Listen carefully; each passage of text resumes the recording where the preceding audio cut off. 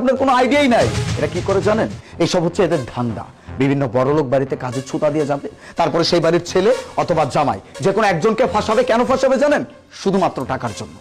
তোমার কথায় যুক্তি আছে, কিন্তু আমি বিশ্বাস করতেছি। ওয়েট, আচ্ছা তুমি বলো তো, এই লোকটি তোমার কি হয়? আপু হয়।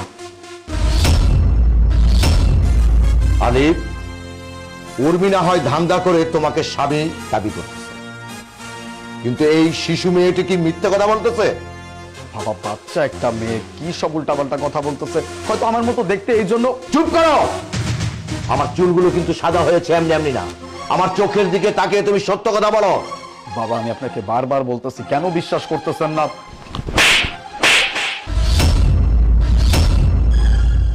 বিশ্বাসঘাতক! আমি তোকে বিশ্বাস করেছিলাম, খুব বিশ্বাস করেছিলাম। বিশ্বাস করে আমার আমার কলিজার টুকরো, আমার একমাত্র মেয়ে আমি তোর হাতে তুলে দিয়েছি।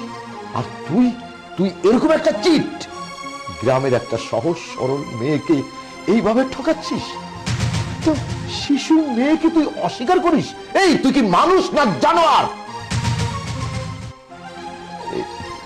মা উর্মি, আসলে কি বলবো, ভুল তো আমি করেছি আসলেই। এই জন্যই বলে যে খোঁজ খবর না নিয়ে হুট করে কোনো ছেলের হাতে কারো মেয়েকে যেন বিয়ে না দেয়।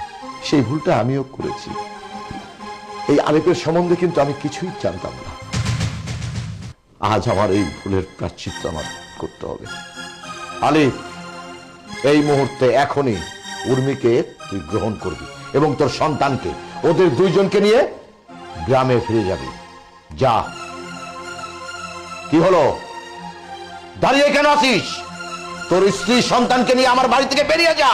না স্যার, ওনারে বাড়ি থেকে বাইর করে দিবেন না। উনি তো এখন সুখে